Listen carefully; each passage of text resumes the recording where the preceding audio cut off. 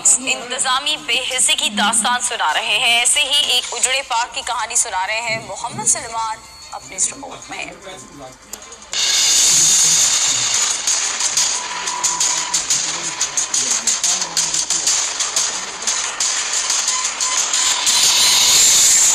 झाड़ियों से घिरा, कचरे से भरा, ये कोई जंगल नहीं बल्कि सरगोदा का फैमिली पार्क है। मेला मंडी ग्राउंड से मुल्हिका ये पार्क इंतजामी बेहिसी की चीख चीख कर गवाही दे रहा है।